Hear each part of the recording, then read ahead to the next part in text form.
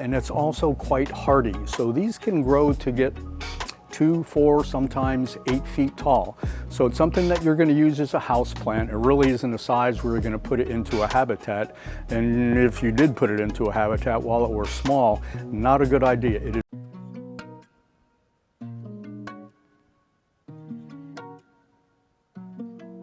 Hi, my name is Kim. I'm from the Tye-Dyed plant team, and today we're going to be talking about a plant that we don't get very often here at the Tye-Dyed Iguana. Philodendron we get quite a bit, but this is a particular species of philodendron that we just haven't seen in a while. It's called a Florida Green, and it's actually a hybrid. It was developed back around 1950, so it's been around for about 75 years, but it was developed from 2 plants, one of which had a relatively stout stalk, and the other which had heavily lobed leaves. And by the heavily lobed leaves, you can see as I bend one of these down, is they've got a very long shoot in the front, and then they've got 2 pieces of the leaf going off on either side. It's a very distinct but really neat plant in terms of its appearance.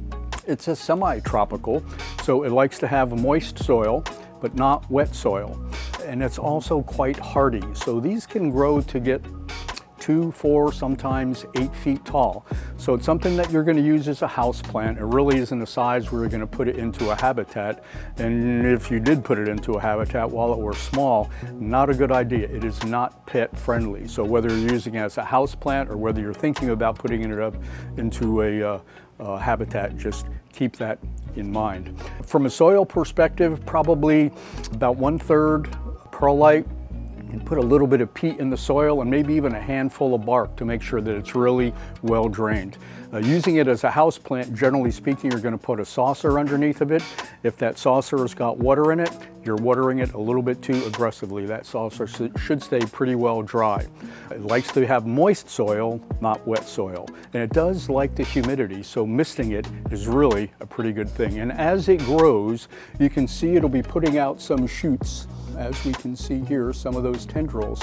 And then once they open up, the new growth is really nice and brilliant green. And let me show you a little better example here of what the new growth looks like. This is just really pretty as it's coming out. And you can see also here how deeply lobed it is. The leaves are just really a very unique and distinct shape. Reminds me a little bit of a sassafras tree that you may have seen back in the Northeast, at least when I was growing up back in the Northeast. So it really is quite a pretty plant.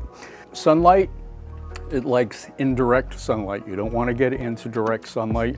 And because it's a house plant, you need to make sure you keep it away from any sort of vents.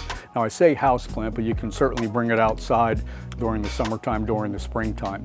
If you do that, fertilizing maybe once a month during the spring and summer. When it's inside, especially during the winter time, you just need to get it through that cold season. So fertilizing it during the winter time, really not a good idea. You just need to save that fertilizer for the spring. You need to save that fertilizer for the summer. The soil, again, is a little bit acidic, so as you fertilize, if you want to add something that has a little bit of a acidity to it from a pH point of view, that will certainly help.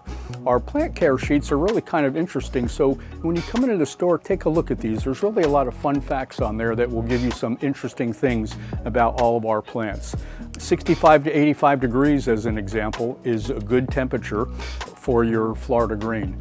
And also, if it's inside, you need to be watching for pests. It's not really susceptible to pests, but in the wintertime, a plant like this can get some of those little mealy bugs. They look like a little white spot down there, but if you touch it, whether it's your finger or whether it's with one of your garden tools, it'll be quite sticky. And whether you use neem oil or some other insecticide, you need to go ahead and watch for mealy bugs. Every once in a while, you might get some spider mites on these, and spider mites will just be a little spider web that gets in the joints of the plants. See that tiny spider web? And if you look at it really close, there's little dots in there, and those are actually the insects, and you'll see them moving along really quite slowly. So this is really an interesting plant, and again, because it grows so tall, what I would suggest is when you get it is you look at perhaps a trellis or a moss pole that will give it something to climb on. sometimes, and this is a good example, you will see where the roots will start to come out the bottom of the pot. Sometimes you might see those coming out of the top of the pot as well. That means it's a little bit root bound, so if you were to get a plant like this in a 4-inch pot, I'd put it in a 6-inch pot, perhaps an 8-inch pot. Let those roots go ahead and get growing in more of a looser soil, and it will really not disappoint you at all. It's just a beautiful, beautiful plant. Relatively rare, again, because it is a hybrid that was, like I said, created back in the 50s between 2 different species of the Florida Green. So it's a philodendron, it's a beautiful plant. It's here at the Tye-Dyed Iguana. We probably have about a dozen of them. If you want to stop by and take a look, our plant of the week this week, the Florida Green Philodendron.